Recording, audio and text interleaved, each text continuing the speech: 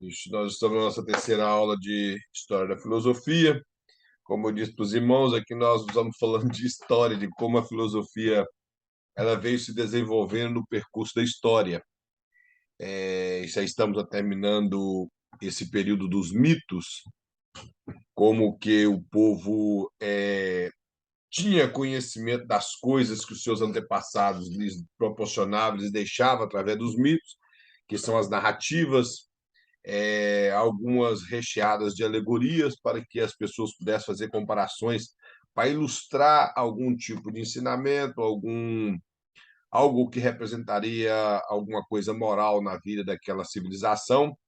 Então, nós estamos já partindo da chegada da filosofia, não que o mito veio a ter fim na história da filosofia, mas nós vemos uma transição do mito, que essas histórias para um pensamento melhor na área da filosofia, onde os filósofos eles venham a sair desses pensamentos simplesmente alegóricos para algo que estaria sendo mais concreto, traria as respostas, que não fosse simplesmente respostas alegóricas e coisas semelhantes.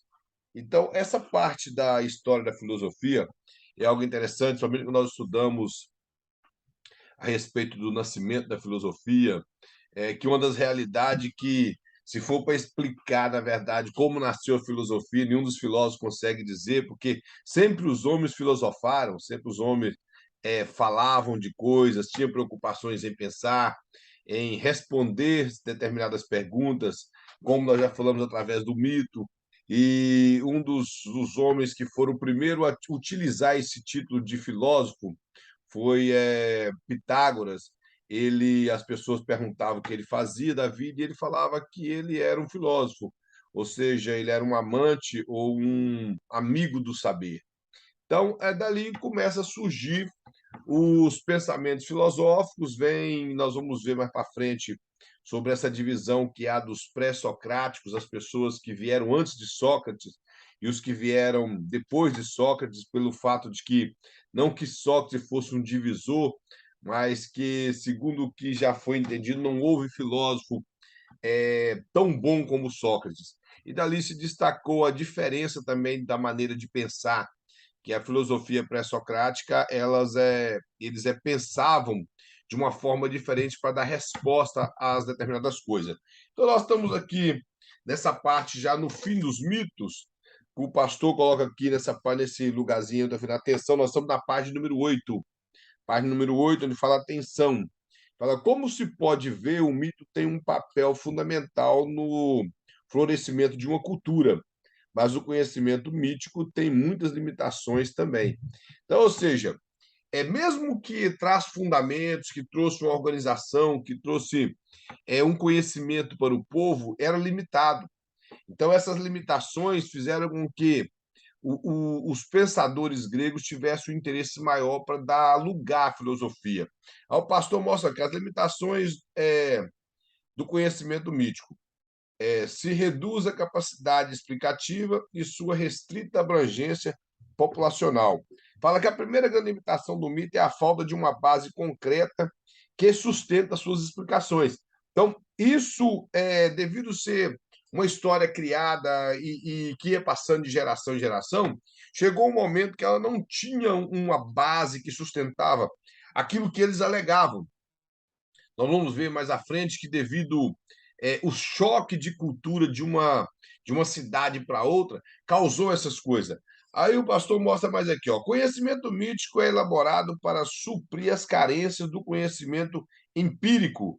Trata-se de uma explicação alegórica para aquilo que é inexplicável a partir dos dados da experiência. A palavra empírica quer dizer aquilo que se é tirado da experiência, baseado na sua experiência. Então, o mito ele era elaborado para trazer respostas a essa carência que as pessoas tinham devido às suas experiências, as perguntas, como nós falamos, que as pessoas perguntavam por que choveu, por que está ventando, o que é o relâmpago.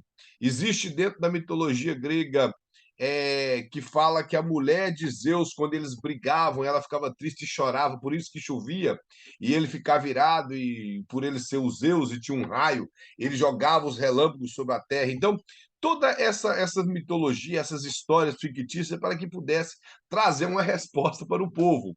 E o povo ficava feliz com aquelas respostas. Porém, chegou um tempo que essas respostas já não satisfaziam mais o conhecimento do povo. Já não tinha mais condição de responder simplesmente com essas questões de mitos, de história, de alegorias.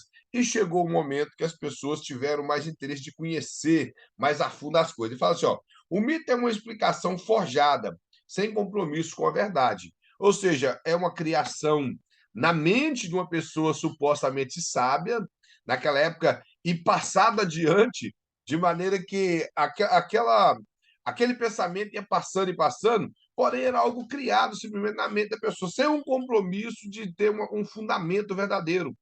Infelizmente, transferindo para nossos dias, os nossos dias de como pregadores e ensinadores, que muitas pessoas também não têm esse cuidado de passar adiante coisas que eles ouviram sem ter um compromisso de checar na Bíblia, de preocupar em ver se a Bíblia fala aquilo, se aquilo realmente é a interpretação correta, se o contexto bíblico, histórico, político da época da Bíblia corresponde àquilo ali que a pessoa está passando adiante.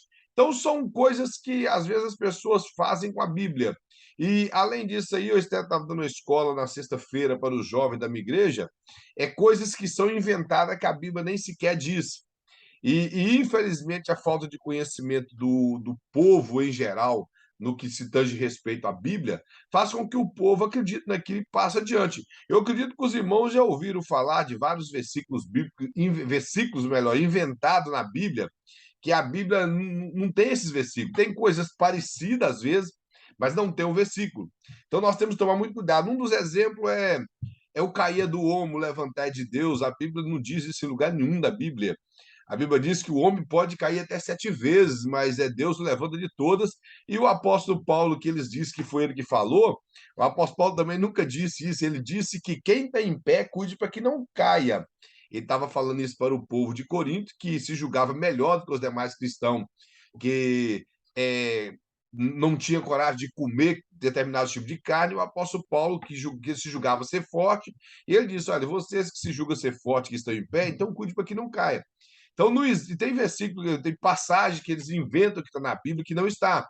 Por exemplo, não cai uma folha uma folha seca de uma árvore se Deus não permitir. Isso também não está na Bíblia. Então, esse tipo de coisa vão passando adiante. Acréscimo a versículos como eu vos tenho dito isso para que em mim tenhais paz, no mundo tereis aflição. Aí as pessoas completam o versículo dizendo: mas eu venci o mundo e vós vencereis também. A parte vós vencereis também não está na Bíblia. Tá? Até eu venci o mundo. Só que a falta de conhecimento e até mesmo do interesse do pessoal ir ver se na Bíblia realmente está escrito aquilo, eles passam adiante. Então, nós temos que tomar cuidado, como o pastor mostra aqui, que essas verdades, supostas verdades, explicações forjadas sem compromisso, faz com que o mito se alastre de maneira diferente, vai virando aquela bola de coisa errada, chega numa geração mais futura bem errada. E concernente à Bíblia, não é diferente. Quando eu aceitei Jesus há 26 anos atrás, eu ouvi muita coisa dentro da igreja que hoje eu sei que não está na Bíblia, mas interpretações erradas, passagens que na Bíblia não existe, falar coisas que nunca aconteceu com a vida de Paulo, com a vida de nenhum dos apóstolos. Só que a gente não sabia e tudo que vinha a gente pegava, abraçava e passava adiante. Então, esse é o problema de quando nós não temos cuidado com essa situação daquilo que nós aprendemos. E aqui o pastor mostra mais outra grande limitação. Tem uma feição política. Todo mito é sempre fruto de uma cultura. Toda cultura tem seu mito. Isso fez com que todas as vezes que ocorra um contato entre duas ou mais culturas, surge um conflito entre mitos. Ou seja, com a expansão na época que começou a surgir os barcos e as pessoas começaram a fazer negócios com outras cidades, viajar até outras cidades, então chegava naquela cidade e via que a cultura ali era diferente, porque cada cultura tem o seu mito, como o pastor mostra aqui. Então, cada cultura tem a sua história, mostra como nasceu aquilo ali, e tem esses costumes que tenta reger a moral. Então, uma pessoa que vinha da embarcação para aquela cidade percebia que era diferente do mito que era contado na cidade dele. Então, às vezes, aquela pessoa voltava para a cidade dele, dependendo do tempo que ele ficava, e tinha esse choque cultural, esse choque de pensamentos e coisas semelhantes. Nós vemos até mesmo nos dias de hoje, esse choque cultural é muito grande quando nós chegamos, igual nós que somos imigrantes, que estamos aqui, chegamos aqui, tudo é muito diferente na questão cultural. Mas naquela época era pior, porque hoje nós temos uma base muito grande, seja filosófica, bíblica, política, de conhecimento vasto, mas naquela época não era. Naquela época, o que predominava eram as histórias contadas. Então, quando alguém ia a essa determinada cidade para que pudesse fazer negócios, ou comprar ou vender, tinha esse choque de mito, esse choque de realidade, de cultura, que trazia certos problemas. Então, é uma das razões que era limitada por isso, porque além de ela não ter um sustento verdadeiro, também trazia esses problemas.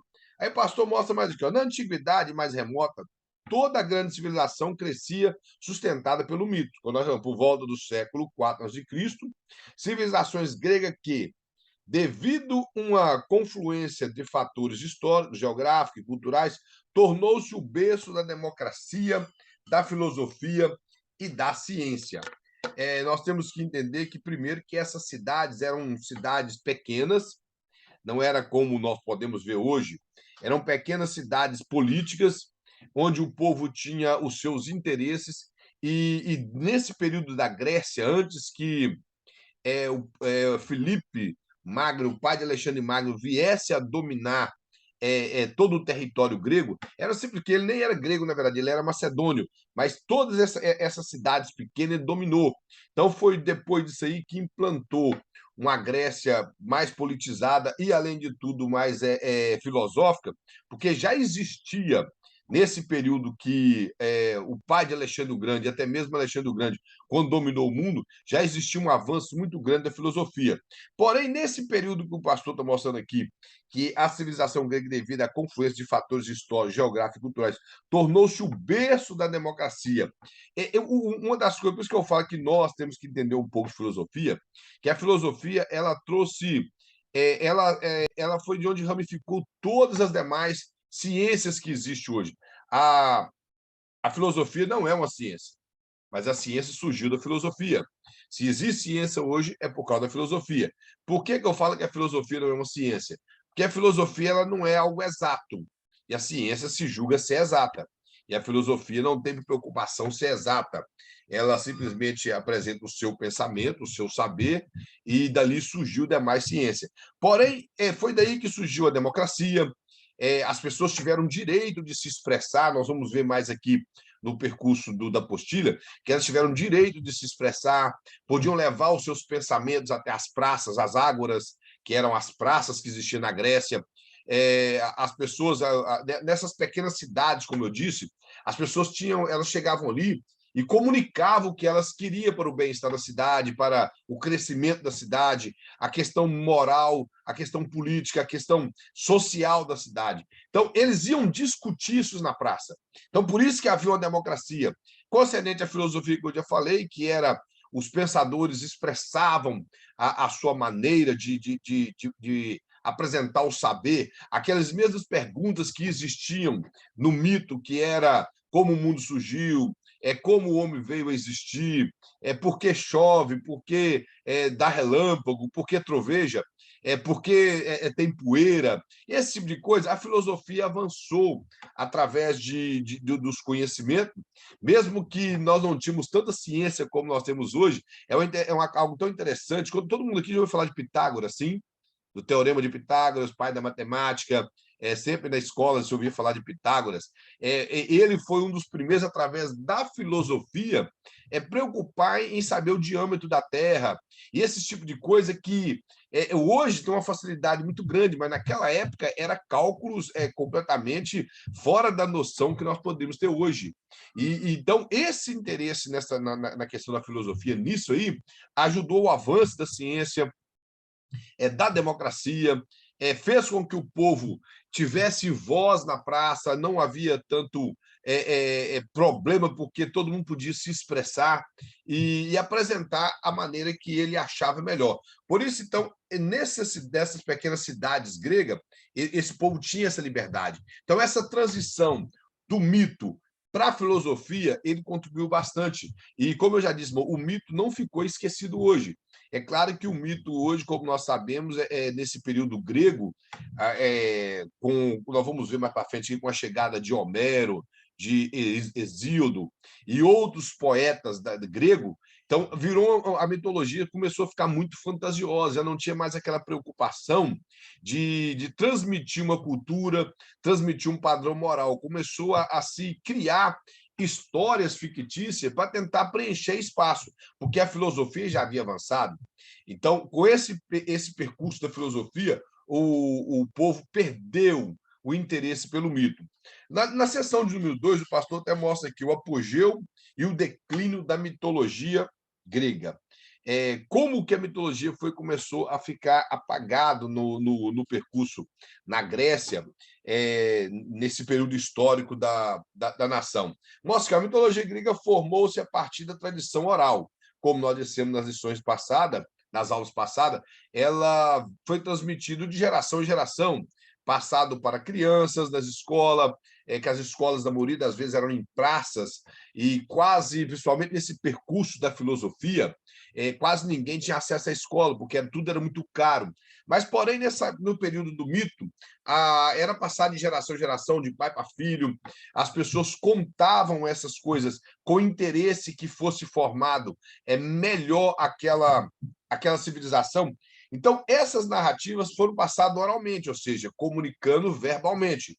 Porém, o pastor vai mostrar que, para facilitar a memorização, as narrativas mitológicas eram transformadas em poemas, recitada como entretenimento.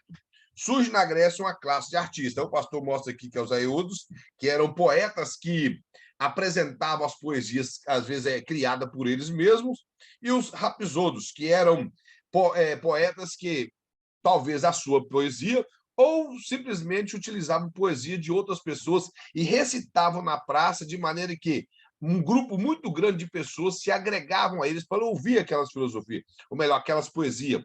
E era a maneira deles expressar conhecimento através da poesia. Isso, mesmo que surgiu nesse período grego, por volta dos 300 anos de Cristo, nós vemos que esse conhecimento através de poesia, de educar através de poesia, o povo hebreu já tinha isso. É só você observar os Salmos. Os Salmos ele tem uma maneira extraordinária de educar o povo através da poesia, que o livro de Salmo ele foi escrito de uma forma poética, o seu gênero literário é poesia. E o interessante é que, se você tiver sua Bíblia na mão, se você puder abrir comigo no Salmo 51, você vai ver como que uma poesia ela tem uma facilidade muito grande de fazer, principalmente no período bíblico, de fazer com que as pessoas tivessem a facilidade de gravar as coisas. Eu não sei se você já reparou, o Salmo 51, que é o salmo que fala da confissão de Davi, em relação ao pecado que ele teve com Batseba, e após ele arrepender, ele escreve esse cântico. Ele fala assim, compadece de mim, ó Deus, segundo a tua benignidade. Aí, na parte B do versículo, ele repete a mesma coisa, para que ficasse gravado. Ele vai falar assim, e segundo a multidão da tua misericórdia, apaga minhas transgressões. Ele simplesmente falou, ele usou duas frases para falar a mesma coisa. Se você observar, todo o salmo é construído assim. Ele fala, compadece de mim, ó Deus, segundo a tua misericórdia. Ou seja, que Deus tivesse... olhasse para a miséria dele e viesse a mudar a situação dele. E vai falar, segundo a multidão da sua misericórdia, apaga as minhas transgressões. Resumindo, ele estava pedindo perdão a Deus por tudo aquilo que ele fez. O versículo 2, ele fala, lava-me completamente da minha iniquidade. A parte B do versículo, ele fala, purifica-me do meu pecado. É a mesma coisa. Ele fala, lava-me da minha iniquidade, e a parte B fala, purifica do meu pecado. Qual que era o interesse dele construir um salmo assim? Que ficasse fácil, através dessa poesia, ficar gravado na cabeça dos seus leitores. E que eles tivessem facilidade de aproveitar o melhor da literatura, pudesse guardar isso na cabeça com facilidade.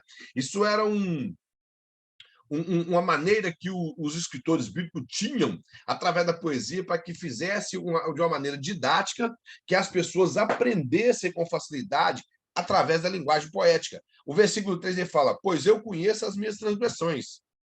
Aí ele repete com outras palavras: o meu pecado está sempre diante de mim, ou seja, eu sei que eu pequei, eu sei das minhas transgressões. O versículo 4 ele fala: pequei contra ti somente.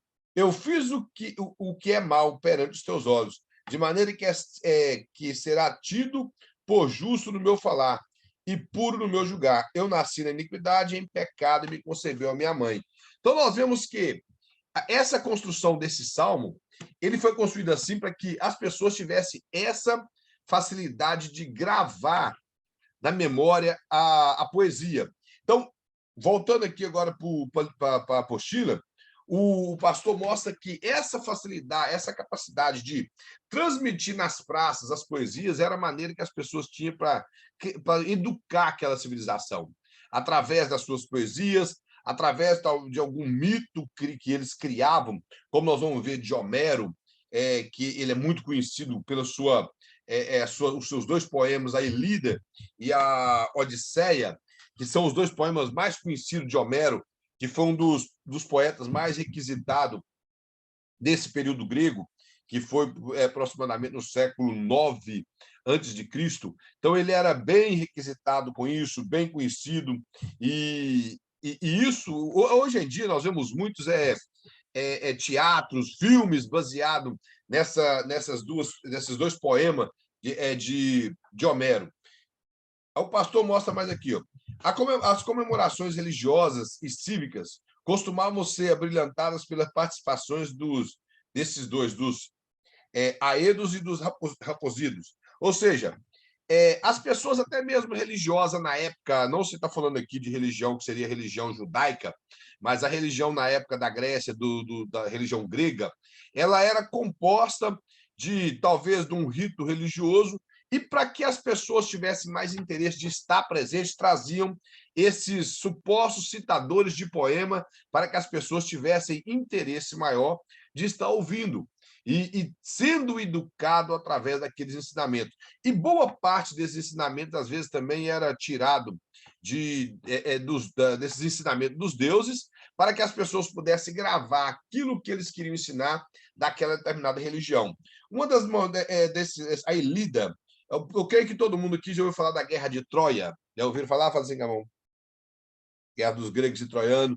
Então, ou seja, a Ilíada ela retrata essa questão da guerra dos gregos e troianos. E a Odisseia mostra uma continuação desse pensamento, dessa poesia, mostrando quando Ulisses, que era o nome que ele deu, o nome fictício de Odisseu, utilizando a personagem de Ulisses, para mostrar que ele regressou da guerra. Ou seja, então, esses dois poemas são os dois poemas mais famosos de Homero, para que ele pudesse trazer uma certa educação para o povo da sua época. Isso foi o princípio que deu início à filosofia, para que os pensadores pudessem expressar a maneira de filosofar, como eles pensavam que o mundo já surgiu de forma diferente dos pensamentos dos mitos, da história mítica. Aí o pastor mostra mais aqui, ó. As apresentações de Homero consistiam em espetáculos que duravam vários dias e atraía multidões. Isso é interessante porque um número grande de pessoas iam vê-lo, e o pastor mostra mais ainda que um número grande de poetas preocupava em imitá-lo. Isso implica que ele era uma pessoa boa de retórica e de oratória, ele se expressava bem, ele falava bem, acima de escrever bem também, de maneira que as pessoas tinham interesse de ir vê-lo e estar presente ali, sempre para poder ver todas as vezes que alguém poderia falar, Homero vai estar hoje na praça, apresentando a sua poesia, narrando algo, apresentando o seu conhecimento, então as pessoas iam. E os demais que preocupavam em fazer também o seu show de recitações de poema, preocupavam em imitá-lo. Isso fez com que a Grécia tivesse o período da filosofia, o povo tivesse um conhecimento bem avançado, além simplesmente só do conhecimento mítico, só das histórias passadas de geração em geração.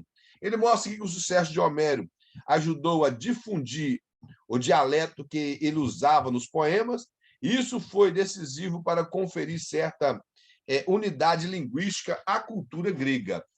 Ou seja, todos nós aqui sabemos, irmão, que no período de Alexandre o Grande, quando ele assumiu o trono da Grécia, da Macedônia da Grécia, que era um reino unido, ele implantou a cultura helênica. Cultura helênica, ele tinha o interesse de helenizar todo o seu império, fazer com que a língua oficial fosse o grego, que a religião fosse a religião da Grécia. Por isso, houve muitas guerras entre os judeus e o povo grego após a morte de Alexandre o Grande, porque Alexandre o Grande, quando ele viveu, ele não preocupava em prejudicar os judeus, os hebreus, mas após a morte de Alexandre o Grande, houve muitas perseguições contra o povo hebreu, nesse período que nós chamamos de interbíblico, que alguns falam que são 400 anos, de Malaquias até João Batista, o último profeta segundo a lei. Então, dá um período aproximadamente de 400 anos. E nesse período, após a morte de Alexandre o Grande, os 300 anos antes de Cristo, com a queda do Império Medo-Persa, Alexandre o Grande assume o trono. Quando ele morre, o próprio profeta Daniel, no capítulo 11, se eu não me falha a memória, versículo 4, disse que esse rei seria cortado e o seu reino não passaria para a sua posteridade, ou seja, para os seus filhos, e seria dividido entre 4 ventos. E esses 4 ventos é relacionado aos 4 generais que ocuparam o poder no lugar de Alexandre o Grande, cujo nome deles é Lisímaco, Ptolomeu, Cassandro e Seleuco. E houve muita guerra entre os Seleucidas e o povo da Ptolomaida. Então, nessas guerras, acabou prejudicando muito o povo judeu. Então, eu creio que alguém que já ouviu falar de Antíoco Epifânio, ou Antíoco IV, que sacrificou uma porca no templo, esse templo que foi construído por Zorobabel, Neemias, Esdra e Josué, e reformado por Herodes no período de Cristo. E nesse período, a perseguição aos judeus surgiu a história da família dos Asmodeu, que é a família de João Icano, que houve uma revolta dele contra o Império, e até talvez os irmãos não conhecem com esse nome, mas conhecem a história dos Macabeus, que tem até o livro da Igreja Católica, que a Bíblia Católica utiliza, que são o primeiro e segundo Macabeus. Nesse período dos Macabeus, que houve muitas guerras entre os judeus e os gregos, nós vemos que Alexandre o Grande ele conseguiu implantar a cultura helênica no mundo. Mesmo quando Roma dominou o mundo, se você observar a língua que é... Por que o Novo Testamento foi escrito em grego? Porque a língua que era falada, mais falada na época, era o grego. Quase todas as pessoas na época falavam grego. É como nós podemos dizer o inglês de hoje. Qual pessoa que fala inglês, ele resolve, bem dizer, 90% da sua vida em qualquer lugar do mundo. Então, naquela época, todas as pessoas tinham preocupação de falar inglês, falar o grego.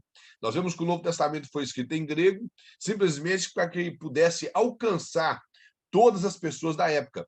E até por volta do século III e IV, a língua grega ainda era muito forte. O latim veio ganhar força depois do século V, ganhar força no Império, ganhar força na história da igreja e tudo. Mas até então, a língua que dominava era a língua grega.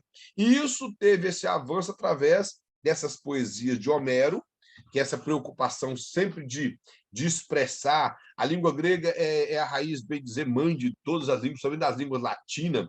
Nós vemos que muitas coisas que nós utilizamos, ela surge da língua grega, e é claro que a nossa língua principal, mãe dela, é o latim, mas nós utilizamos no Brasil, aqui na América, muitas muitas palavras que têm ramo no grego. Então, isso fez com que, através dessas poesias, o avanço desse idioma viesse a dominar nesse período. E, além de tudo, abriu um espaço muito grande para que a filosofia pudesse ganhar força. O pastor mostra mais aqui. Os poemas de Homero declaram os feitos dos grandes heróis. Seres extraordinários, de sangue nobre, notáveis por sua virtude. Eu creio que é de conhecimento dos irmãos esses filmes de Hollywood, onde mostra falando de Zeus, que desceu de forma muito bela na Terra, teve relação com a mulher de alguém, sempre tinha que ser a mulher de alguém, e engravidou, aí nasceu um semideus, e como Hércules, eu esqueci o nome dos outros, Ares, tem vários outros deuses que viviam na Terra, por ser metade humana, eles chamavam de semideuses. E esses viviam na Terra. Essas histórias de Homero contam essas coisas. Eu creio que é de conhecimento dos irmãos. Boa parte dos filmes de Hollywood sempre preocupa em narrar a respeito dessas mitologias gregas, de que os deuses desceram à Terra como Poseidon e o Zeus. A Hades é o único que nunca fez nada, os demais sempre vinham, tinham filhos com mulheres na Terra, e esses eram semideuses, homens grandes, que lutavam, que faziam grandes coisas na Terra, grandes feitos. Tudo isso, histórias criadas na cabeça de Homero para encantar o povo da época. E uma coisa muito interessante é que uma vez eu ouvi um rapaz falar que o Hércules é um personagem verdadeiro, quase igual ao Sansão, e daí por diante. Então, é muito complicado quando nós não sabemos diferenciar o que é mitologia, o que é Bíblia, o que é realidade. Então, esses feitos dele era simplesmente para transmitir uma cultura. Eu creio que nem o próprio Homero tinha interesse de fazer com que as pessoas acreditassem naquilo.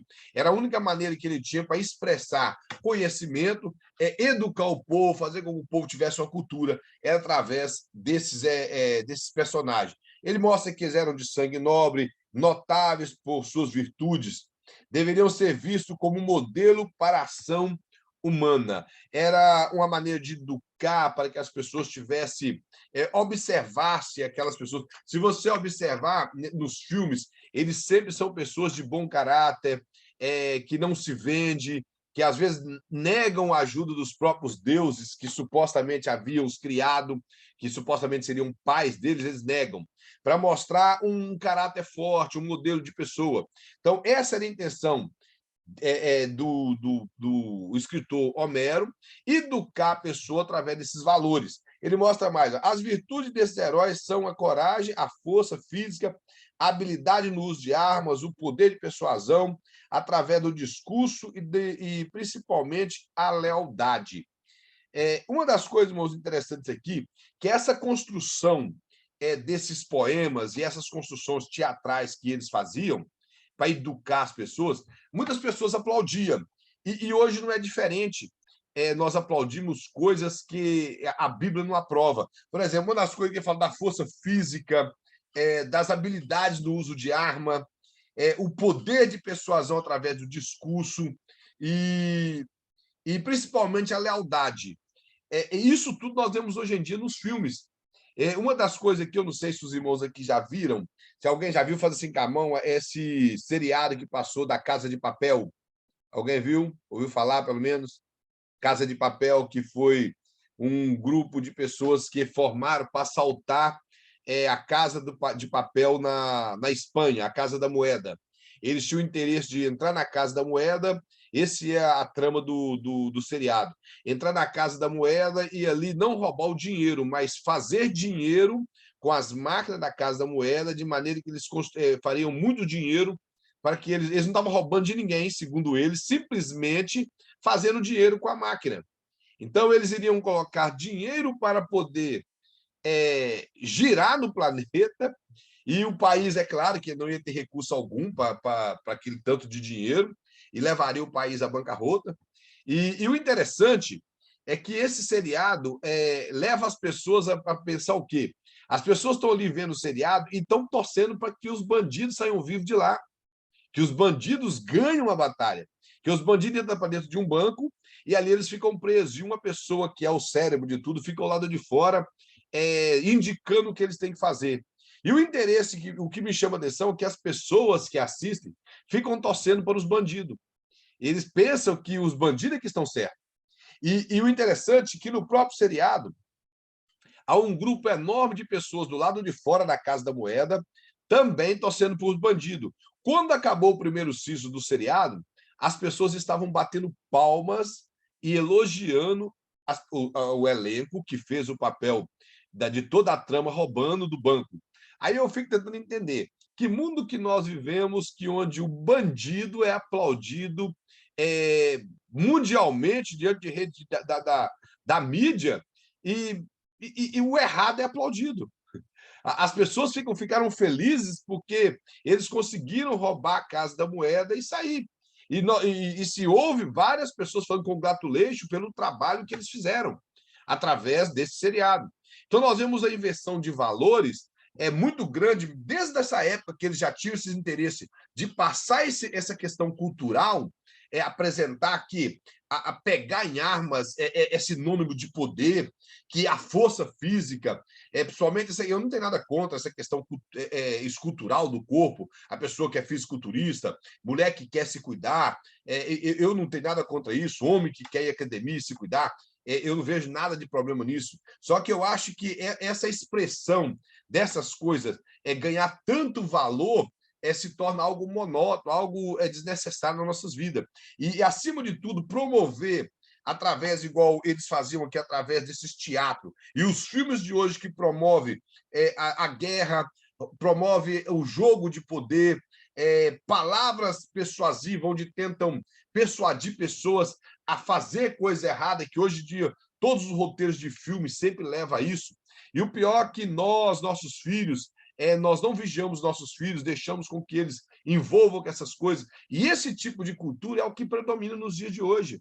Então, e nós ficamos calados porque isso faz parte de quê? De um sistema filosófico. Nós estamos estudando sobre a história da filosofia e vemos que isso que aconteceu há muitos anos atrás, há 300, 400 anos antes de Cristo, acontece nos dias de hoje. Essa capacidade de apresentar uma cultura onde as pessoas acham que não tem nada a ver, onde acham que está tudo normal, que nós podemos aplaudir essas coisas, de bater palma quando o bandido vence. E parece que não é diferente. Há alguns anos atrás, eu ouvi no programa da Fátima Bernardes, ela falando que perguntou, havia um grupo de pessoas do seu programa e havia um policial que havia matado um bandido para salvar uma refém, e ela colocou lá, fez a pergunta, se tivesse um policial ferido e um bandido ferido, havia 13 pessoas no programa dela, pessoas que estavam lá convidadas. Quem fosse salvar o bandido, que fosse para o lado esquerdo, e quem fosse salvar o policial fosse para o lado direito. Só foi 2 pessoas para o lado direito para salvar o policial. Então, aplaudir o errado é melhor. Bater palmo para aquilo que, para um bandido, é bem melhor do que um policial. Então, eles tentam criar na imagem, uma imagem errada das coisas, na mente das nossas crianças, da sociedade, fazendo com que as autoridades militares sejam mal vistas, fazendo que as igrejas sejam mal vistas, porque no pensamento de muitos a igreja incentiva, dando autoridade para a força militar, porque nós obedecemos o que a Bíblia diz. Houve por muitos anos, pelo próprio Karl Marx, falar que a igreja promove a escravidão no mundo, porque o apóstolo Paulo ele nunca foi contra, nem ele nem Pedro. Não que ele nunca foi contra, ele nunca disse que um servo de Deus que era escravo, quando ele convertia, ele era liberto a sua alma, mas ele continuava escravo do seu Senhor, e ele tinha que ser obediente a ele. Então, o Karl Marx ensinava que o apóstolo Paulo incentivava a escravidão, quando, na verdade, não, ele simplesmente estava ensinando um cristianismo verdadeiro, que o cristianismo é a libertação da alma. E mesmo que ele fosse escravo, ele era salvo em Cristo. Esse é o propósito de Paulo. Então, hoje, nós vemos que não é diferente. Esse mesmo sistema que existia na época, que Homero tinha o interesse de mostrar esses personagens heróicos, essas virtudes que não tem a ver com o cristianismo, o que é virtude no cristianismo, hoje não é algo que é louvável por ninguém. Às vezes, nem cristão, às vezes, acha que é louvável. Você amar quem fala mal de você, você ajudar quem quer o seu mal, você perdoar a pessoa que te prejudicou. Tem muitos cristãos, irmão, que não acham louvável. Eu já ouvi de pastores pregando aí na internet que o cristão pode ter arma em casa, que se um cristão tem arma e alguém fez alguma coisa, ameaçou a família dele, ele pode matar. E isso eu estou falando de pastores renomados, falando que você pode tirar a vida de alguém se você porque você é um cidadão e você pode ter uma arma em casa e pode tirar a vida de alguém. Aí eu pergunto, onde está o cristianismo? E eu fico perguntando que Pedro, quando eles foram prender Jesus e Pedro ainda era um meio crente, Pedro arrancou a orelha de Malco. Agora, os mesmos soldados que foram prender Jesus, que eram os soldados do templo, prenderam Pedro e João quando eles curaram aquele coxo na porta do templo. Por que Pedro não cortou a orelha do soldado? Porque Pedro, naquela época, já era convertido, nem espada tinha mais. Então, eu penso o seguinte, nós que servimos a Deus, nós não vivemos dessa forma. Os nossos heróis, onde nós baseamos o nosso padrão ético e bíblico é simplesmente na palavra de Deus, ético e moral, tem que ser na palavra de Deus, e de forma alguma nessas histórias. E aqui o pastor até mostra que Homero tinha isso, habilidade em armas, poder de persuasão, nos discursos, e principalmente a lealdade. A lealdade aqui, lealdade é claro que é uma virtude boa, mas depende a quem é a lealdade. Se a lealdade é a Deus, é a Cristo, é claro que é uma virtude boa, mas se você é leal, se a pessoa é no sistema, claro que no ensinamento aqui de Homero, a lealdade aqui é a lealdade ao rei, lealdade ao seu senhor, em fazer coisa errada que esses próprios supostos heróis faziam, principalmente nesses filmes de guerras, essas apresentações das guerras antigas, como as próprias guerras dos gregos, que a lealdade era muito grande entre ali um general, ali um rei e coisas semelhantes. Então, nós vemos que esse estilo de ensinamento ele causou talvez um prejuízo naquela época em transferir isso para as crianças daquela época e principalmente para os dias de hoje, moço. Se você observar, é muito difícil você ver um filme que não tem essa dose grande de criminalidade, onde quer incentivar que tudo está normal, muita violência e muitas coisas que, se os nossos filhos verem essas coisas, para eles vão começar a acreditar que está normal, que está tudo certo, que é certo fazer aquilo ali. Então, nós temos que tomar cuidado com isso e entender que não é normal, que não é certo. Eu não estou falando aqui que a pessoa não possa ver televisão de forma alguma. Não é isso que eu estou dizendo. Eu estou dizendo que nós temos que tomar cuidado com o que nós e nossos filhos estão vendo, com o que nós estamos assistindo, e, acima de tudo, que no momento daquilo que estamos assistindo, será que o nosso interior, como que ele está ali torcendo, igual pessoalmente eu estou dizendo nesse seriado que passou, onde os ladrões eram aplaudidos pela sociedade e a polícia sempre mal falada e mal vista. Então, é algo muito complicado. Aí o pastor mostra mais aqui, ó, o herói homérico é aquele que luta continuamente para superar em qualidade todos os que cercam e também superar a si mesmo. Dentro desse pensamento de Homero, assim que esse herói, que baseado nos seus escritos, ele se via como alguém que deveria superar todos e principalmente a si mesmo. Ele mostra mais que essa ação desse herói, no entanto, é limitada pelo destino de sofrer constantemente a interferência dos deuses. Como eu já disse, de acordo com os pensamentos de Homero, eles eram filhos de deuses. Então, esses deuses desciam e interferiam na vontade desses supostos heróis. E, além disso, esses heróis precisavam compreender que, sem a ajuda dos deuses, eles se tornavam incapazes de alcançar seus objetivos. E, em alguns filmes baseados nas mitologias gregas, alguns se recusam a pedir ajuda a esses deuses e sempre tem fracasso. Sempre tem fracasso. Então, esse era o pensamento de Homero, de tentar educar as pessoas dessa forma, trazendo o pensamento era o quê? Mostrar que, através dessa questão heróica, as pessoas precisavam da ajuda dos deuses. Além de tentar educar o povo culturalmente, ele estava preocupando em implantar na mente do povo uma religião. Ele mostra mais, portanto, o complemento necessário das virtudes do herói é a piedade, ou seja, a devoção aos deuses. Isso implica que o seu ensinamento em praça pública, através de suas poesias, do seu teatro, era mostrar com que as pessoas deveriam ser devotas, ser religiosas, voltar o seu coração para algum deus daquela época, que existia tantos. Então, era algo politeísta, eles poderiam adorar qualquer tipo de deus na Grécia. Esse era o principal fundamento dos ensinamentos de Homero. Na página número 11, o pastor mostra aqui a respeito de Hesíodo, esse outro poeta que viveu no século 8 antes de Cristo. Ele tinha também por interesse, através das suas poesias, dos seus escritos, educar o povo nessa época. Foram os dois mais famosos que existiu. Aí o pastor mostra aqui que esse já era uma forma diferente.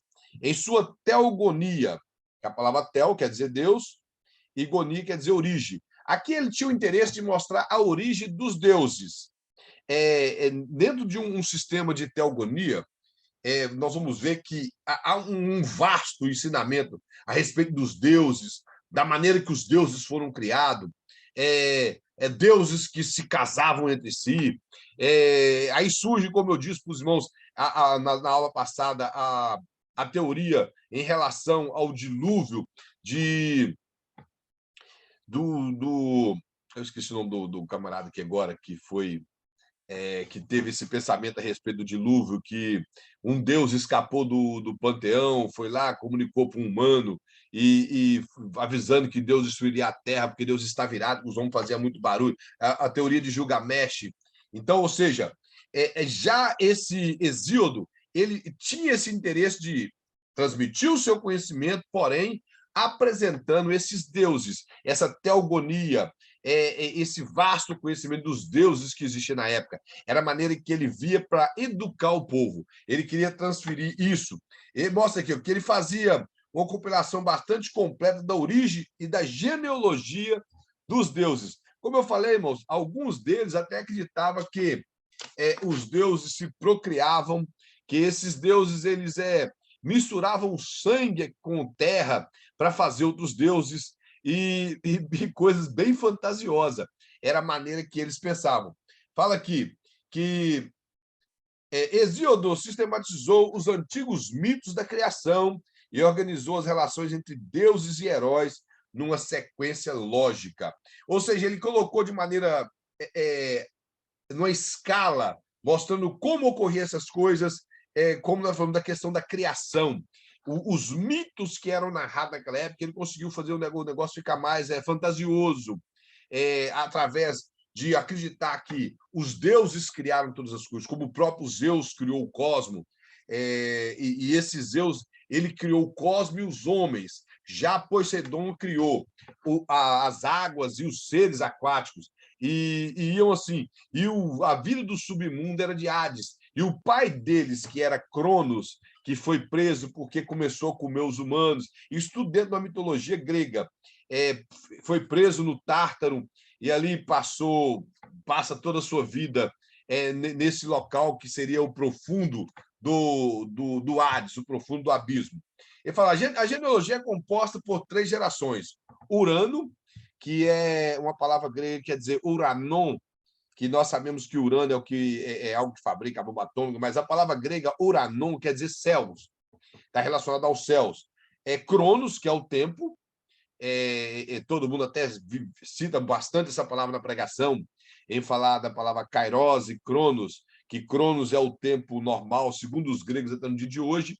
Cronos é o tempo de relógio, o tempo normal, o tempo que passa.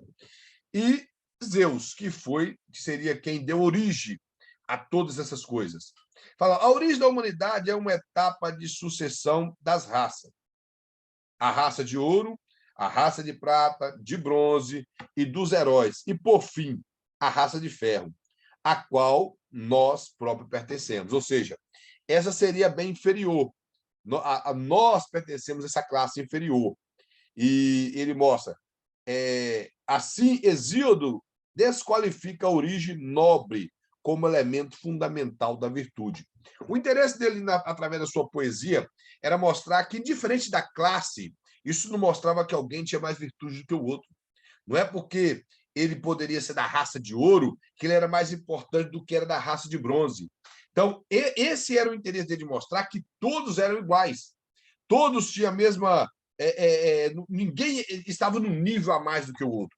Ninguém estava superior. Estavam todos no mesmo patamar. Então, parecia até um ensinamento bom, em mostrar que ninguém é melhor do que ninguém. Uma filosofia até bonita, através de um poema, deixando claro que toda a humanidade, indiferente da classe que ela ocupava, todos estavam no mesmo nível de ombro. Ninguém estava acima de ninguém.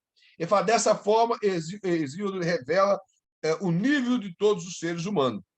Ou seja, se todos nós somos descendentes decaídos da raça mais elevada, não é a origem da família que nos torna melhores ou piores. Ou seja, é o nosso caráter, é as nossas virtudes, e que nos faz sobressair melhor do que determinadas pessoas. Esse ensinamento dele, é claro que é um ensinamento ético muito bom até para os dias de hoje.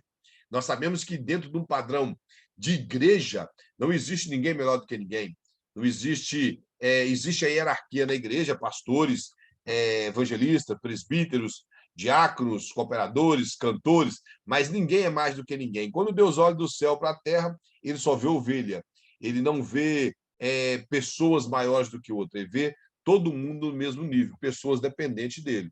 E nesse ensinamento que ele tinha, apesar de não ser um ensinamento cristão, mas é um ensinamento muito válido que transforma o caráter de alguém, que faz alguém pensar na vida, ter um conhecimento de que ele não é melhor do que o seu semelhante, que ele não é nada mais do que alguém que decaiu no sua moral, que se ele não trabalhar nela, ele vai sempre ser aquela pessoa. Aí fala mais embaixo, assim, ó, em Hesíodo, a interferência dos deuses sobre a raça humana, sobre a ação humana, é minimizada, ou seja, é menos. Os deuses não interferem muito na ação humana de acordo com Hesíodo. De acordo com Homero, a ação dos deuses era forte. Já ele achava que não. Ele pensava que os deuses deixavam os homens trabalhar, fazer o que eles quisessem, da maneira que eles pensavam. Embora os deuses tenham interferido nas ações das outras raças, inclusive nas ações dos heróis, nossa raça tornou-se insignificante para eles e ficou entregue a si mesmo. Como Homero mostra que os deuses sempre interferiam na raça dos heróis, os supostos heróis, já a raça humana, que seria uma raça, como foi apresentado aqui, a raça de ferro, sem muita importância, os deuses não interferiam nisso. De acordo com a mitologia grega, a única coisa que Zeus fazia é querer orações do povo humano, para que ele pudesse se fortalecer. Então, só que eles não interferiam nos desejos dos homens, na ação dos homens. Os deuses, embora existiam, de acordo com o pensamento dele, e tenham poder para interferir na vida humana, se distanciam e passam a se preocupar consigo mesmo. Ou seja, esses deuses passaram a ter interesse próprio, deixou com que a raça humana vivesse como eles pensavam, da maneira que eles quisessem, sem interesse algum por eles, possivelmente naquele pensamento dos deuses, como eles não eram filhos de Deus, eles não tinham nada para oferecer, a não ser suas orações, suas petições, que isso fortalecia esses supostos deuses do Olimpo. E no pensamento de Hesíodo, era isso, eles não tinham tanto interesse pela raça humana, que cada um fazia o que quisesse e vivesse dessa forma. Essa era a cultura que eles passavam nessa época. Era o ensinamento através da filosofia e da poesia, para que as pessoas tivessem uma cultura. Viver indiferente, tipo assim, Deus não está importando conosco, os deuses, na verdade, não estão importando conosco, nós podemos viver de qualquer maneira. Na página número 12, irmão, alguém tem alguma pergunta? Alguma coisa para acrescentar, para falar? Alguém tem? Não? Ninguém quer falar nada? Então, a página de número 12, a seção de número 3. Aqui começa a falar a origem histórica da filosofia. E fala assim, ó, a temática sobre as origens da filosofia é tão antiga. Como eu já disse, não se há uma data certa que o povo começou a filosofar. Temos, sim, que o primeiro que utilizou, como já falei, o termo de filósofo foi Pitágoras, que foi o primeiro a utilizar esse termo. Porque as pessoas perguntavam o que ele fazia, falava, eu sou filósofo. E as pessoas perguntavam, o que é um filósofo? E ele falava, filo quer dizer amante ou amigo, e Sofia seria conhecimento. Eu sou um amigo do conhecimento ou um amante do conhecimento. Eu amo o conhecimento, eu amo o saber. Então, daí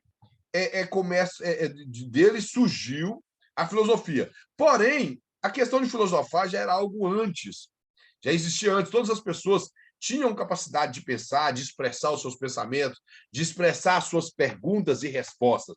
Isso já existia antes deles. Mas tudo se organizou através desses filósofos pré-socráticos e depois de Sócrates. Aqui o pastor mostra aqui, ó, que o debate entre de onde surgiu essa questão filosófica, que fala que existe a tese orientalista e a ocidentalista, que na orientalista defende que os gregos nada fizeram além de aperfeiçoar os elementos do pensamento oriental, ou seja, os gregos só ampliou Os gregos só melhorou. Já o pensamento ocidentalista defende a tese do milagre grego, tornando a filosofia uma criação puramente grega, ou seja, é de origem grega. E hoje em dia, todos os professores de filosofia nas faculdades que prestam os seus ensinamentos para que as pessoas que vão entrar na faculdade, que vão tentar fazer o curso do Enem, eles todos alegam que a filosofia nasceu na Grécia. E, como eu já disse, é claro que nós não podemos ver a Grécia, que às vezes, quando nós ouvimos falar de cidades antigas, a nossa mente alcança a cidade que nós vemos hoje. Mas as cidades eram pequenos povos, povos políticos que apresentavam o seu conhecimento, a sua cultura, o seu saber, iam para as praças, como eu já disse. Isso eram as cidades da época, somente as cidades gregas. E ali, esses filósofos, com o decorrer dos anos, esses filósofos passaram a frequentar essas cidades e expressar o seu conhecimento nas praças. Fala, defende, melhor, cá embaixo, a mentalidade mítica foi dando lugar à mentalidade filosófica e científica. Mais cá embaixo, que os demais coisas aí são só leitura mesmo. O que eu quero mostrar aqui, irmãos, é que essa mentalidade daqueles contos, daquela histórias que era passada de geração em geração, chegou um tempo que já não satisfazia. As pessoas não conseguiam mais ficar calada com aquilo, eles queriam um conhecimento maior.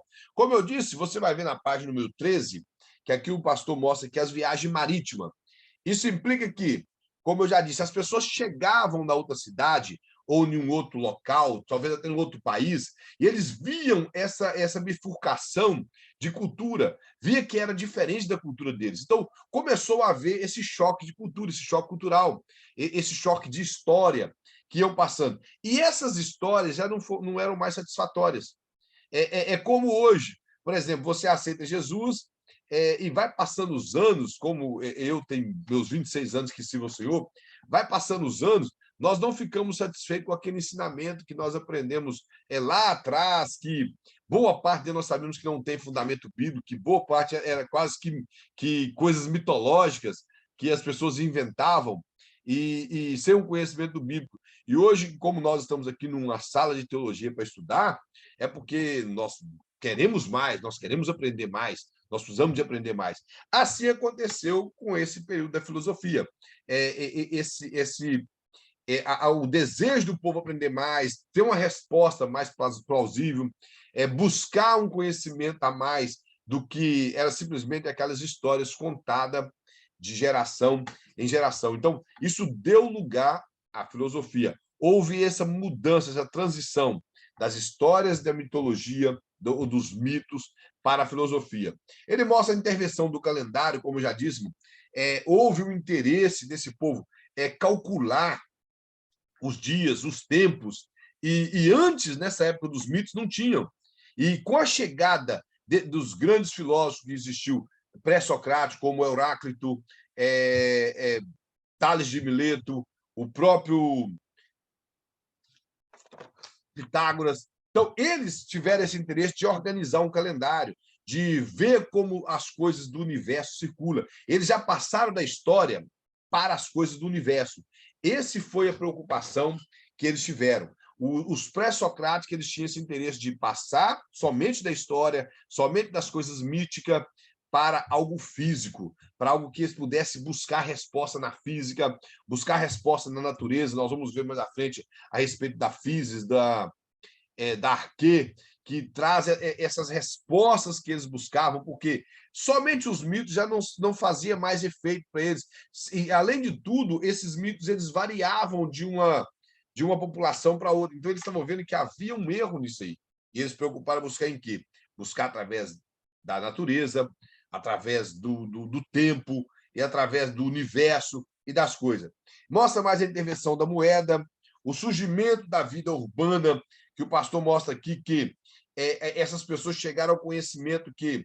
Ele até fala aqui, com o predomínio do comércio, do artesanato, dando desenvolvimento à técnica de fabricação e de troca, e diminuindo o prestígio das famílias da aristocracia proprietária de terra, por quem e para quem os mitos foram criados, além disso, o surgimento de uma classe de comerciantes ricos que precisavam encontrar pontos de poder e de prestígio para suplantar o velho poderio da aristocracia de terras e de sangue, linhagem constituída pelas famílias, fez com que se procurasse o prestígio pelo patrocínio e estímulos a artes, às técnicas e ao conhecimento, favorecendo um ambiente onde filosofia poderia surgir. Então, ou seja, esse tipo de pessoas que trabalhavam para essas pessoas mais ricas, eles tiveram esse interesse. Então, tudo isso ajudou a promover. Fala a invenção da escrita alfabética. Nem todas as nações tinham um alfabeto, tinha uma escrita bem organizada. Então, os gregos preocupavam com isso, de fazer um primeiro alfabeto e organizar as letras para que as pessoas tivessem conhecimento na leitura, tivessem acesso à escrita. Fala a invenção política, que uma das principais coisas que surgiu com a filosofia foi a política. Polis, todo mundo sabe o que quer dizer muitos, ou seja, muitas cidades. Esse era o interesse da palavra política. Muitas cidades, apresentar que essas cidades precisavam de organizar-se, de ter alguém para poder estar à frente da cidade, organizando, tratando do bem das pessoas, buscando o melhor para aquela cidade, sabendo ouvir opinião, criando leis, tirando aquilo que não agradava, e esse tipo de coisa. É claro que nós não precisamos nem perder tempo de falar da política de hoje, que já há muitos anos a política tomou um rumo muito contrário ao que realmente é política, seja até no período bíblico, nesses períodos históricos, nós vemos que a política era algo que surgiu da filosofia, que tinha por interesse o bem-estar de uma sociedade, o bem-estar de um agrupamento de pessoas. E devido à filosofia, no início, esses pensamentos políticos eram bons. Inclusive, para quem não sabe, Sócrates ele até morreu por causa disso. Quando ele levou o povo ao conhecimento, os poderosos o matou, porque ele tirou o povo da escuridão, ele tirou o povo da cegueira. Inclusive, Platão até escreve o mito da caverna. Não sei se os irmãos aqui já ouviram falar do mito da caverna, que ele escreve até em um dos seus livros, o livro chamado A República. Ele escreve a respeito do mito da caverna. E o personagem não dita que a personagem seria Sócrates, mas ele está falando de Sócrates, que foi o seu professor. E, inclusive, quando Platão morreu, quando Sócrates morreu, Platão, por ele ser de uma família abastada, de uma família rica, uma família de políticos, ele até tentou livrá-lo da morte, mas ele não conseguiu. Foi onde ele deixou tudo e foi viver como filósofo. Porém, nesse período, Sócrates teve esse interesse de arrancar o povo da ignorância através dos pensamentos políticos, de tirar o povo das trevas, de mostrar para o povo o conhecimento que ele levou à morte. Hoje, se for olhar, não é muito diferente. E quando você lê essa história da caverna, ele é algo muito interessante, somente aplicando para a igreja hoje, para o conhecimento. Para nós que estamos estudando teologia, que é uma história, eu vou falar um pouco resumido, que me parece que vai para frente, nós vamos falar um pouco a respeito de Platão. E essa história, Platão narra o seguinte, que existia 3 homens que viviam dentro de uma caverna, e eles estavam presos ali, eles não tinham acesso a nada, eles não tinham como sair dali, e eles ficavam sempre virados para a parede, e essa caverna, nas gretas da caverna, sempre que o sol batia, ficava alguns fachos de luz lá dentro, e eles só viam sombra um do outro, viam, quando as pessoas passavam lá de fora que refletia a sombra, eles tinham conhecimento só de sombra, somente da sombra. E um dia, segundo Platão, um desses presos conseguiu ir ao lado de fora da caverna. Quando ele chegou lá de fora, ele até narra dessa mesma maneira que eu vou falar aqui, ele, ao ter contato com o sol, seus olhos ardiam, porque eles passaram muitos anos ali preso, os seus olhos ardiam. Porém, com ele insistindo, ele conseguiu enxergar a claridão e conseguiu olhar bem, ver que era diferente lá de dentro, porque lá dentro ele só via sombras. Se alguém passasse a refletir uma sombra, ele só tinha conhecimento daquilo. Ao lado de fora, ele viu o mundo real, ele viu como era o mundo. E ao voltar para a caverna, quando ele anunciou para os seus amigos que o mundo era mais do que aquilo que eles viam dentro daquela caverna, os seus amigos o pegou e o matou. ele estava dizendo a respeito de Sócrates. É claro que com essa linguagem alegórica, ele estava falando a respeito de Sócrates. Mas colocando isso para a igreja hoje, irmão, eu acredito que talvez você já passou por isso. Quando você aprende algo pela Bíblia e você contradiz alguma coisa que é tradicional da sua igreja há muito tempo, um mito criado na igreja, você se torna diferente, as pessoas te veem com maus olhos, as pessoas querem falar que você quer saber demais, ou que você é um herético, que você está inventando coisas, simplesmente porque você conseguiu enxergar a luz, você teve os olhos abertos, às vezes ardeu um pouco, como foi na história, mas você conseguiu enxergar a verdade. E quando você transmite a verdade diante de um público evangélico que nós temos hoje, bem endurecido com conhecimentos de coisas passadas, de coisas não fundamentadas na Bíblia, para tirar isso do meio do povo hoje é uma situação muito difícil. Hoje nós estamos vivendo uma época onde a igreja está fundamentada em um lixo teológico muito grande, um resquício do catolicismo, um lixo teológico que apareceu nos anos de 1950, que penetrou dentro da igreja, que para arrancar é uma dificuldade muito grande. Para quem estuda teologia, quando você vai falar, as pessoas sempre querem te criticar, quer falar que você está querendo dar um que sabe demais, que você virou herético, que você ficou frio, que você já não é mais pentecostal, que a teologia te esfriou, e eles falam ainda que teologia nem é de Deus, a pessoa que nem tem conhecimento da palavra teologia, né, nem fala que não é de Deus, e vai ainda aí por diante. Porque eles querem viver nas sombras ainda, viver de sombras, e nunca vão conseguir sair à luz. E só que nós não podemos ficar calados, nós temos que anunciar. Se nós chegamos à luz, chegamos ao conhecimento, vimos que já não é mais sombra, precisamos de abrir a nossa boca e falar.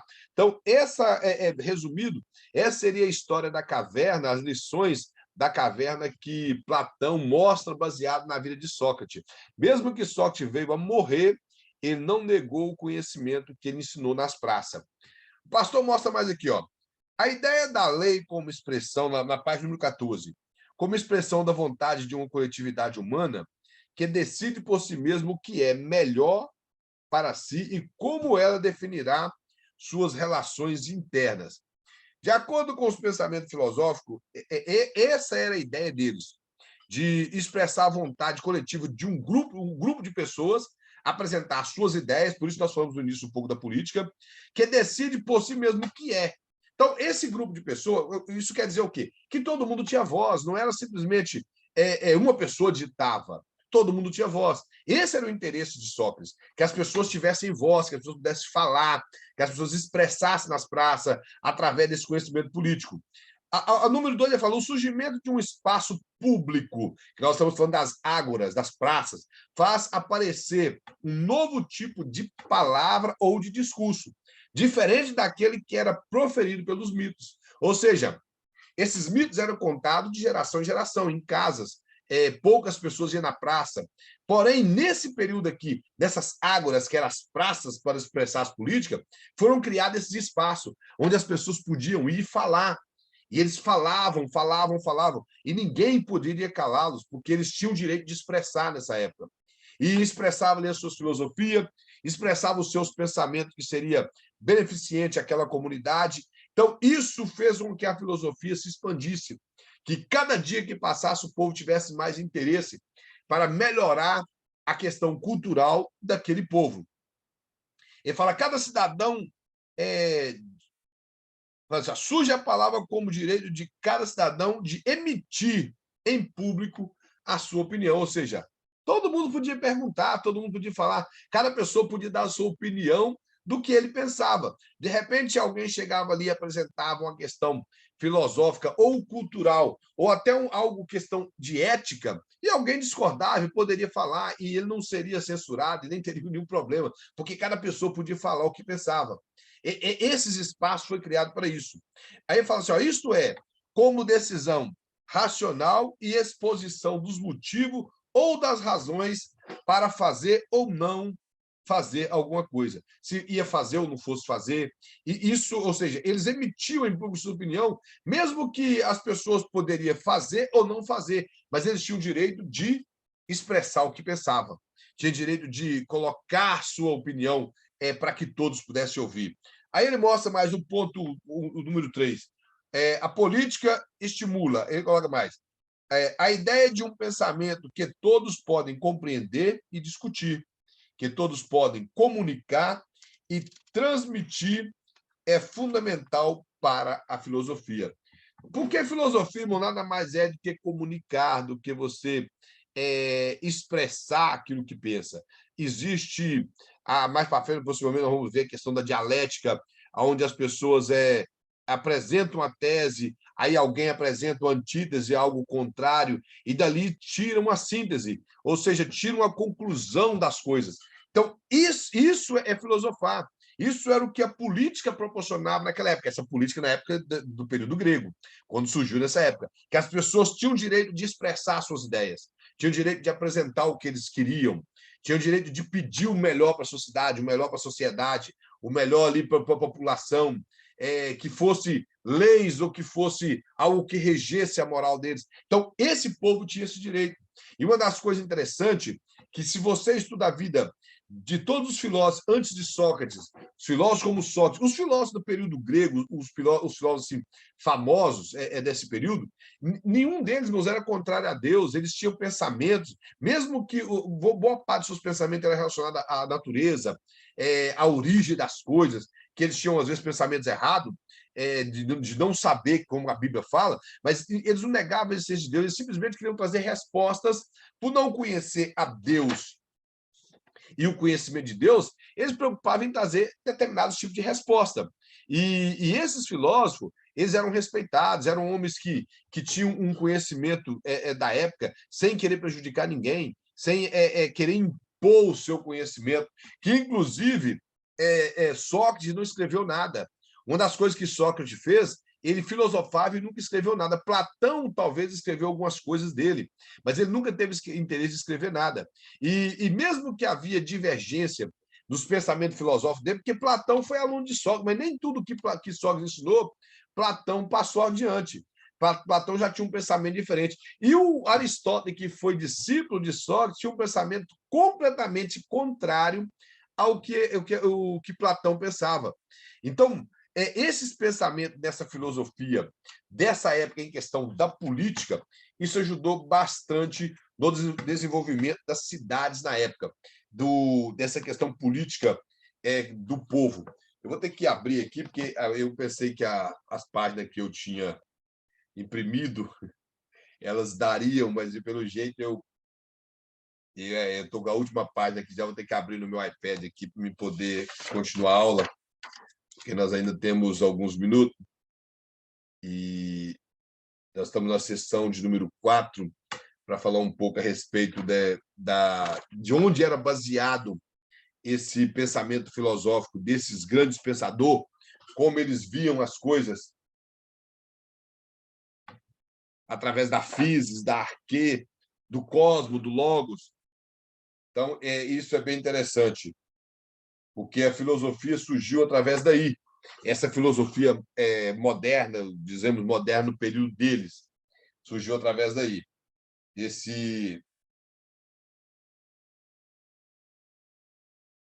Dessas palavras, que cada palavra dessa tem um significado, e um significado bastante interessante, para que,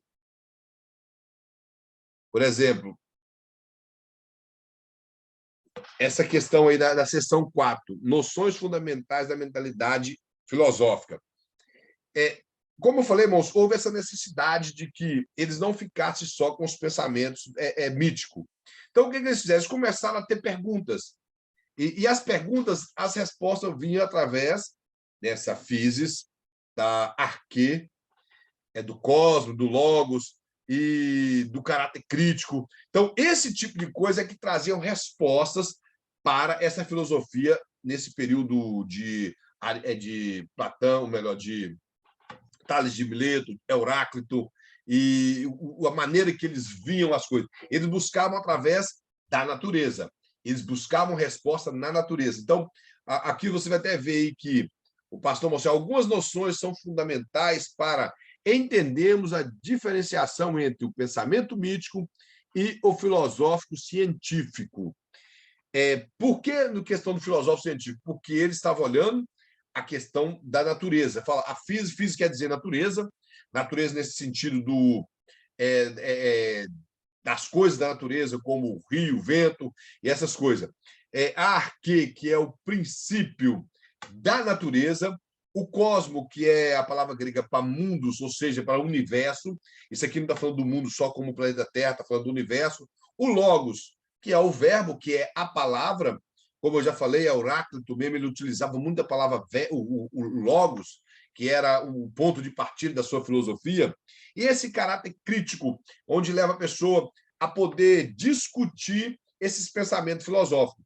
E dentro de muitos pensamentos filosóficos, nós temos cada um deles tinha uma maneira de ver as coisas, de ver de onde emanava a vida, por que alguns optavam para a água, outros para o vento e outros para determinadas coisas, para poder trazer resposta para as pessoas que perguntavam na época. Devido eles observar esse lado da física, está relacionado à física, ou seja, à natureza, e eles achavam que a natureza poderia trazer resposta para as perguntas, como criação do mundo, origem do homem, questão de relâmpagos, vento e sobre a água. Então, eles tinham resposta através daí. E esses filósofos que utilizavam a física, eles são chamados de filósofos pré-socráticos. Ou seja, eles buscavam resposta através da natureza. E nós vamos ver que, de Sócrates para frente, já não buscavam resposta através da natureza.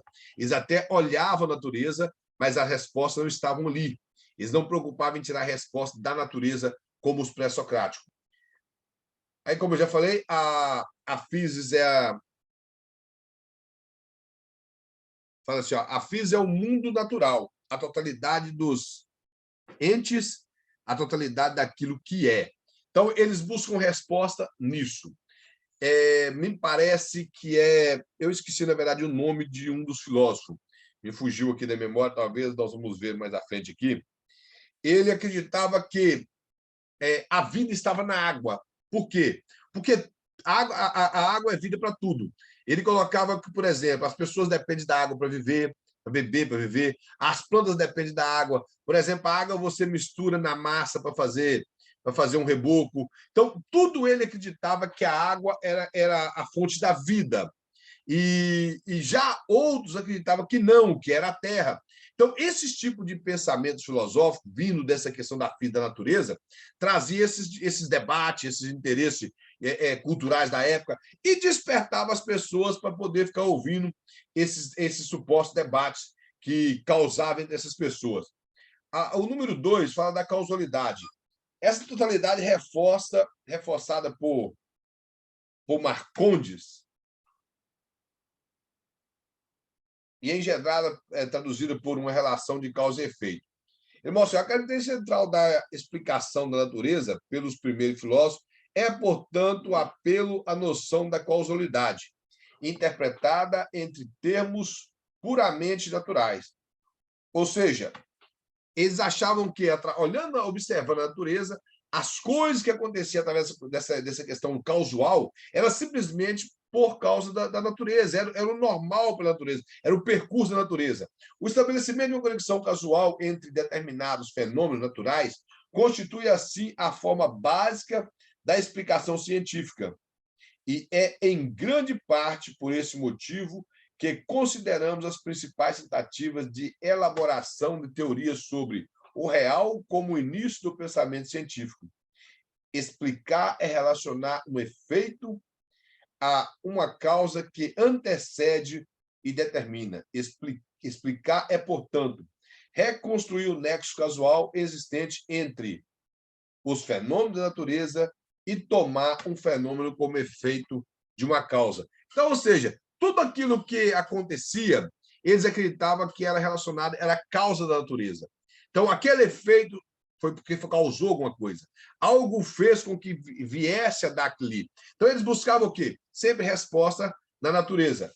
É importante, entretanto, que o nexo causal se dê entre fenômenos naturais. Isto porque podemos considerar que o pensamento mítico também estabelece explicações causais. Assim, na narrativa da Guerra de Troia, na Ilíada de Homero, vemos os deuses tomar o partido dos gregos e dos troianos, influenciar o acontecimento em favor deste ou daquele. Portanto, fenômenos humanos e naturais têm, nesse caso, coisas sobrenaturais. Então, o que eles querem dizer, o que o pastor quer dizer, e o pensamento dos filósofos é que, mesmo que há alguma coisa natural, uma causalidade, há uma interferência sobrenatural.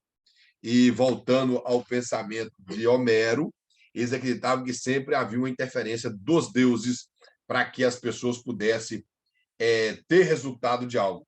Mas, no final, ele fala assim, a explicação causal possui, entretanto, um caráter regressivo, ou seja, explicamos sempre uma coisa por outra, e há, assim, a possibilidade de se ir buscar uma causa interior mais básica até o infinito.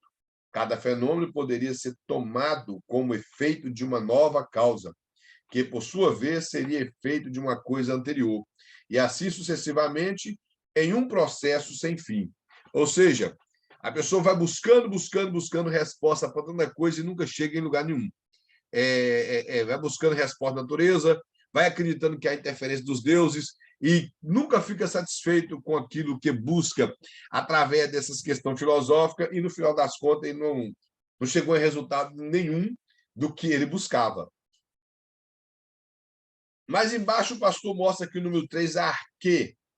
Ele mostra que a arquê é o princípio originário, também o sentido de comando, como aponta Marconi, serve para resolver o problema da causalidade ao infinito.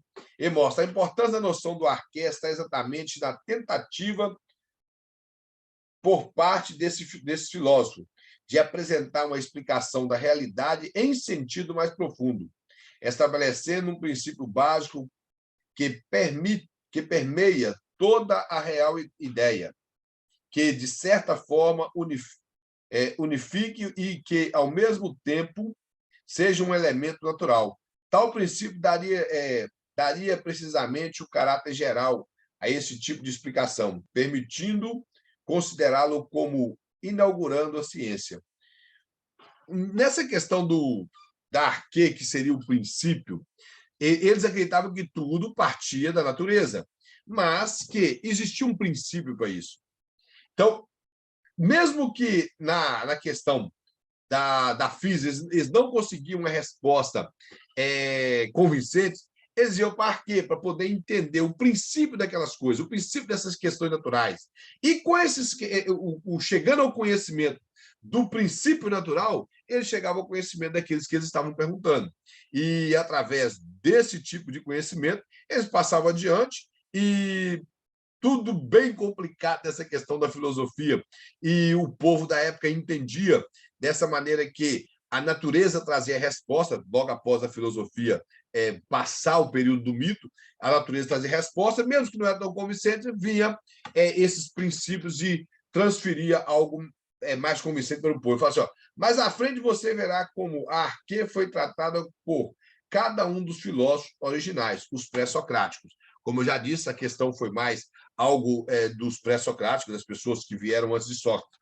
No cantinho aqui da nossa apostila, fala assim, ó, no geral, para os gregos antigos, certos conceitos têm concomitante um sentido estético, ético, utilitário e ontológico. Mas, assim, cabe salientar que nos pensadores originais, os pré-socráticos, a relação entre ética e estética ainda não está totalmente consolidada. É a partir de Sócrates, particularmente como a noção do colocatia, ser belo é bom, que isso se consolidará. Contudo, este aspecto em particular será tema de outra disciplina. Que o pastor coloca aqui, que vai ser um assunto relacionado a outra matéria que nós vamos estudar. Porém, os gregos, no geral, viam isso, tinha esse conceito dessa questão da estética, da ética, dessa questão toda que eles buscavam resposta. Aí ele mostra mais que o cosmo.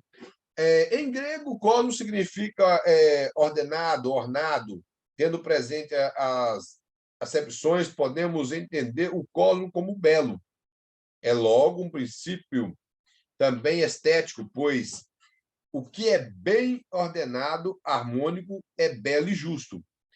Nesse sentido disso, Marconi fala: o cosmos é assim um mundo natural, bem como o espaço celeste, enquanto real idade ornada de acordo com certos princípios racionais. A ideia básica de que o cosmos é, portanto, a de uma ornação racional, uma ordem hierárquica, e que certos elementos são mais básicos que se constituem de forma determinada, tendo a causalidade como lei principal. O cosmos, entendido assim como ordem, opõe-se ao caos. Então, ou seja, como eu já falei, o cosmos, no sentido grego, aqui da filosofia, é o universo. E o interesse é mostrar essa organização que o universo tem, a maneira que ele processa, a maneira que ele se move.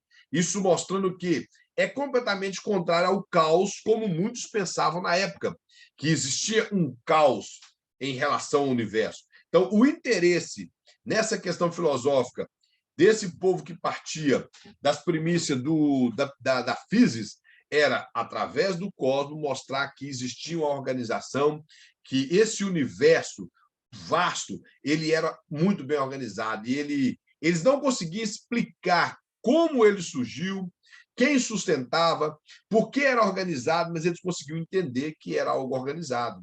No pensamento grego, eles não entendiam que existe um Deus que criou todas as coisas, que organizou todas as coisas, mas eles conseguiam entender que ele estava muito bem organizado. Aqui o logos. Eu falo, logos é a principal noção filosófica, pode ser traduzido por palavra, discurso, razão, é a narrativa explicativa a qual supõe encadeamento de juízo de forma coerente e o estabelecimento das relações de causa e efeito racionalmente. Nesse sentido, difere-se do mito. O discurso mítico dos poetas, pois neste certo princípio lógicos não são necessários. Para reforçar tudo isto, tomemos o que Marconi está autonomamente. Fala, logos é fundamentalmente uma explicação em que a razão são dadas. É nesse sentido que o discurso dos primeiros filósofos, que explica o real por meio de causas naturais, é um logos. Essa razão são frutos não de uma inspiração ou de uma revelação, mas simplesmente do pensamento humano aplicado ao entendimento da natureza. O logos é, portanto, o discurso racional argumentativo em que as explicações são justificadas e estão sujeitas à crítica ou à discussão. Então, a questão do logos, eu falei na aula passada, a questão de Heráclito, que era um filósofo que viveu no século V antes de Cristo. Ele gostava muito de usar essa palavra logos, que inclusive ele era conhecido como Heráclito de Éfeso. Ele era nascido na cidade de Éfeso, onde João, o apóstolo, foi pastor, possivelmente nos seus últimos dias de vida. E quando ele escreveu o Evangelho de João, ele até usa a palavra logos. Ele inicia o Evangelho dizendo, no princípio era o verbo estava com Deus, o verbo era Deus. O verbo ali, no sentido de palavra, que ele utiliza, que é a palavra logos, para mostrar que o pensamento de Heráclito acreditava que o logos era que estava a princípio de todas as coisas, que todas as coisas surgiu pela palavra, que a palavra era o centro de tudo, que a palavra era o início de tudo.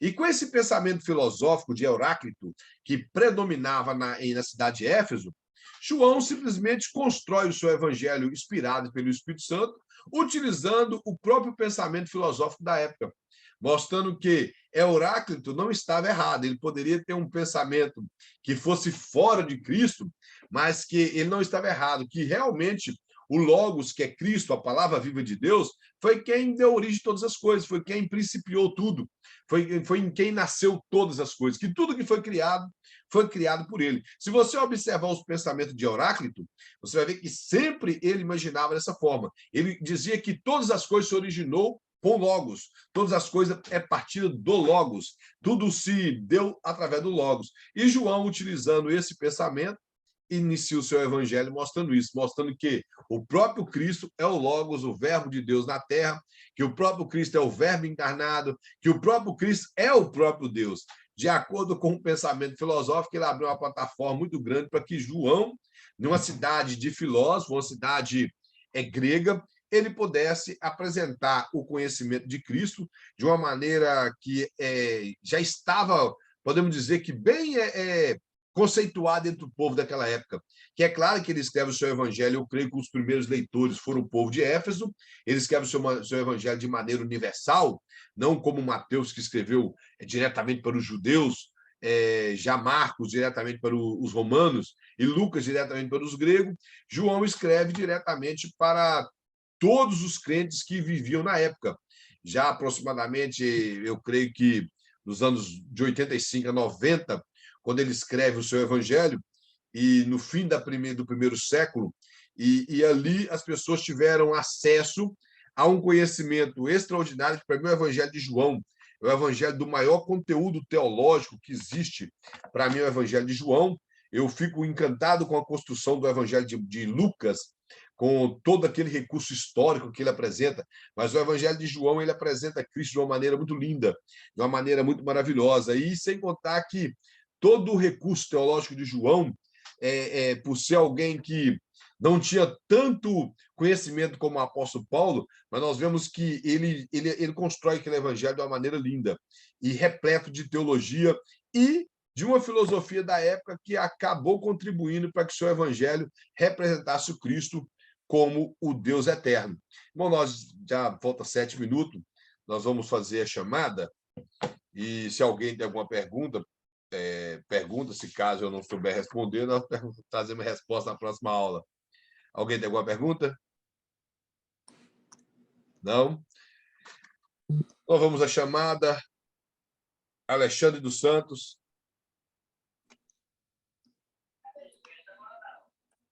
Não, Alexandre Guerreiro, está aí. Ana dos Santos, eu creio que seria Ana dos Santos. Ana dos Santos não veio?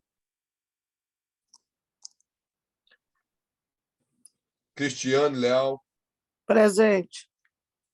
Eunice Moreira. Eunice não. Fabiano Oliveira.